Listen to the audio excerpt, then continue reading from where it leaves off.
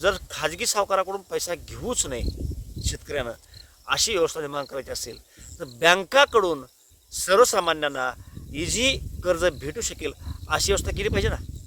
एका बाजूला हित दाखवायचं की आम्ही कसल्याही प्रकारचं लोन दिलं तर आम्ही शेतकऱ्याच्या मुठभर सुद्धा मात्र हात लावत नाही. अरे बाबा, लावा हात, तुम्ही अडचण नाही. तुम्ही सरळ सरळ ह्या बेसवरती कर्ज द्या.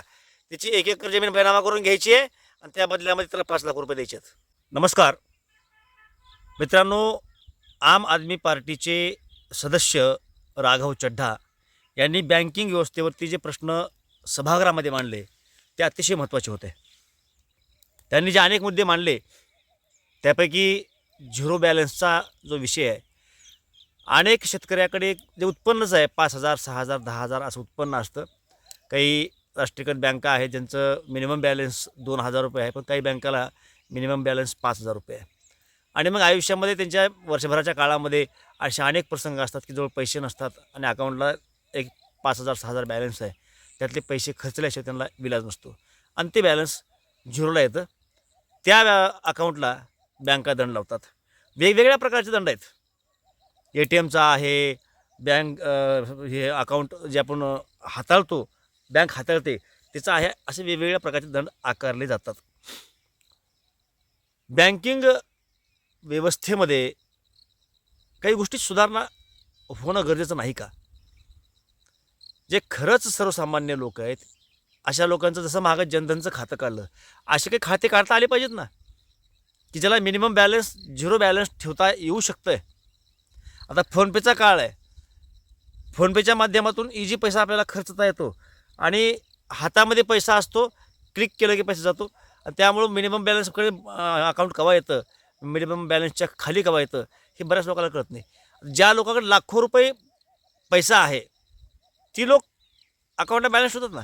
मिनिमम बॅलन्सची अडचण कोणाला येते? जे सर्वसामान्य लोक आहेत, शेतकरी आहेत, शेतमजूर आहेत किंवा बिगारी काम करणारे लोक आहेत, अशा लोकांना ती समस्या येत असते. तर अशासाठीची काही स्पेशल अकाउंट काढण्याची सुविधा आता मी सांगितल्याप्रमाणे जनधनची सोय आहे.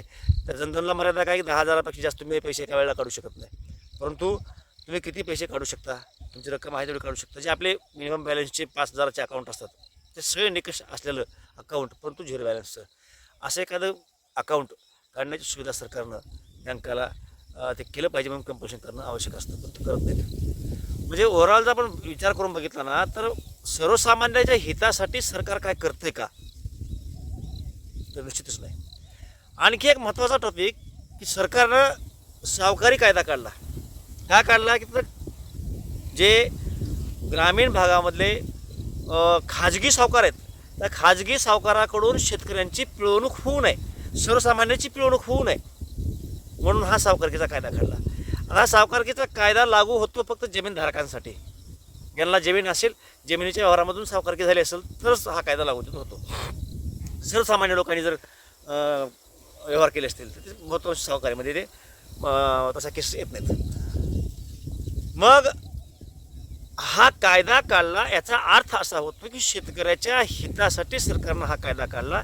म्हणजेच शेतकऱ्यावरती जे सर्वसामान्यपणे खाजगी सावकारांचा अन्याय होत होता त्यातून शेतकऱ्यांची पिळवणूक होऊ नये, त्याचं संरक्षण व्हावं या अनुषंगानं हा कायदा काढला. जर खाजगी सावकाराकडून पैसा घेऊच नाही शेतकऱ्यानं, अशी व्यवस्था निर्माण करायची असेल तर बँकाकडून सर्वसामान्यांना इझी कर्ज भेटू शकेल अशी व्यवस्था केली पाहिजे ना. म्हणजे एका बाजूला तुम्ही सावकारकीचा कायदा काढला, सर्व कशासाठी काढला की खाजगी सावकाराकडून तुम्ही पैसे तुम्हाला घ्यायची वेळ येऊन घेतलं तर तुमची पिळवणूक होऊ नये. आता जर खाजगी सावकाराला व्याज मिळणार नसेल तर खाजगी सावकार तुम्हाला पैसे देईल कशासाठी? म्हणजे खाजगी सावकाराचा ट्रॅफिक क्लोज झाला आणि जर खाजगी सावकाराला काही लाभ होणार नसेल तर तो पैसे देणार नाही. मग खाजगी सावकाराकडे शेतकरी जाणार पण नाही. केव्हा जाणार नाही? जर बँकेकडून त्याला पाहिजे तशी रक्कम किंवा पाहिजे तसं कर्ज भेटलं तर. पाहिजे तसं म्हणजे अर्धा एकर जमीन आणि त्यांना 10 लाखाचं मागवलं ते म्हणत नाही मी, परंतु 1 एकर जमीन असेल तर 1 एकर जमिनीला महाराष्ट्र सरकारचं जे काही व्हॅल्युएशन निघतं 4 लाखाचं 5 लाखाचं तेवढी रक्कम द्यायला काहीच अडचण नाही. तुम्ही व्हॅल्युएशन करताय, मॉर्गेज करून घ्या. त्याच्यामध्ये अजून कठोर कायदा करा की जर एखाद्या शेतकऱ्यानं शेतीवरती कर्ज घेतला असेल तर त्याला मॉर्गेज केल्याच्या नंतर तुम्ही परतफेड करणार नसाल तर तुमची जमीन जप्त केली जाईल. ते करा. एका बाजूला हित दाखवायचं की आम्ही कसल्याही प्रकारचं लोन दिलं तर आम्ही शेतकऱ्याच्या मुठभर सुद्धा मात्र हात लावत नाही. अरे बाबा, लावा हात, तुम्ही अडचण नाही. जे गद्दार असतील, जे बुडवणूक करावी आपण अशा वृत्तीचे लोक असतील त्यांचं नुकसान होऊ द्या. पण त्यांच्यासोबत असंख्य चांगले लोक आहेत, ज्यांना पैसे घ्यायचे, पैसे फेडायचे, त्यांना कर्ज मिळत नाही ना. त्यामुळं हा निकष लावता येत नाही का, असे कुठले कायदे सरकार करणार नाही. कारण यामध्ये सर्वसामान्य अडचणी सहज मिटतील ना. बँकिंग व्यवस्थेला तुम्ही जसं हे सगळे नियम लावताय, बँकिंग व्यवस्थेला तुम्ही सांगितलं पाहिजे की बाबांनो, शेतकरी जर आला तर त्याला इझी कर्ज मिळू द्या. सिबिलचा निकष लावू नका. सिबिल काय असतं शेतकऱ्याला माहिती नाही. तुम्ही सरळ ह्या बेसवरती कर्ज द्या. त्याची एक एकर जमीन बैनामा करून घ्यायची आहे आणि त्या बदल्यामध्ये त्याला 5 लाख रुपये द्यायचे आहेत. त्याचं व्हॅल्युएशन होईल त्या हिशोबानं. 5 लाख व्हॅल्युएशन होते असं आपण घरी बोलतोय. 4.5 द्या. त्या जमिनीचं बाजार व्हॅल्यू 20 लाख रुपये. बाजार व्हॅल्यूच्या हिशोबाने देऊ नका हो.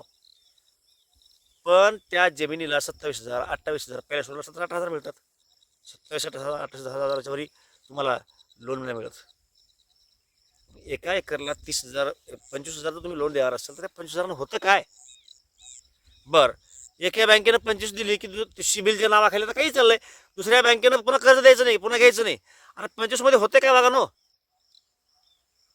सर्वसामान्याला वरी काढायचं असेल तर सरकारला हे करता येत नाही का? निश्चितपणे करता येते, पण सरकारची मानसिकता नाही का. नाही तर सर्वसामान्य लोकांना शून्य होऊ द्यायचं नाही, आर्थिकदृष्ट्या मजबूत होऊ द्यायचं नाही. जर ते झाले तर उद्या त्यांची मतं विकली जाणार नाहीत, ते पैसे घेणार नाहीत, स्वाभिमानी बनतील आणि मग आपल्याला मतदान मिळणार नाही. हे अशा पद्धतीचं षडयंत्र आहे. सर्वसामान्याला हे षडयंत्र कळलं पाहिजे. सरकारने काहीतरी सर्वसामान्यांनी सुद्धा थोडंसं शहाणपण आपण केलं पाहिजे. एका लहान मुलीचा मी व्हिडिओ पाहिला की शेतकऱ्यांनी तेवढंच पिकवा जेवढं तुमच्या कुटुंबाला लागतंय. मला ना माझ्या देशातल्या शेतकऱ्यांना ना फक्त एकच गोष्ट सांगायची आहे. पुढची 5 वर्ष ना तुम्ही आपल्या घरच्यांसाठीच अन्न पिकवा, बाकी कोणासाठी नाही, फक्त घरच्यांसाठी. मग कळेल सगळ्यांना की शेतकरी किती महत्वाचे असतात. असंही आपण हालाकीचं जीवन जगतोय. 2 वर्ष, आयुष्यभर म्हणत नाही, 1-2 वर्ष ही चळवळ उभी राहणं गरजेचं आहे. या शेतकऱ्यांसाठी काम करणाऱ्या ज्या संघटना आहेत, त्या संघटना त्यांच्या नेत्यांनी या गोष्टीवरती विचार करणं आवश्यक आहे की 1-2 वर्ष चळवळ काढून असा सर्वसंमतीने निर्णय घेणं गरजेचं आहे की 2 वर्ष जे स्वतःच्या कुटुंबाला लागतंय तेवढंच उत्पन्न काढा, बाकी जमिनी पडक राहू द्या. आणि मग बघा, सरकारला मोठमोठ्या योजना द्याव्या लागतील. शेतकऱ्यांना ह्या योजना घ्या, परंतु शेतीमध्ये उत्पन्न काढा. आपणाला वाकवता येणं गेलं, हे करणं अतिशय आवश्यक आहे.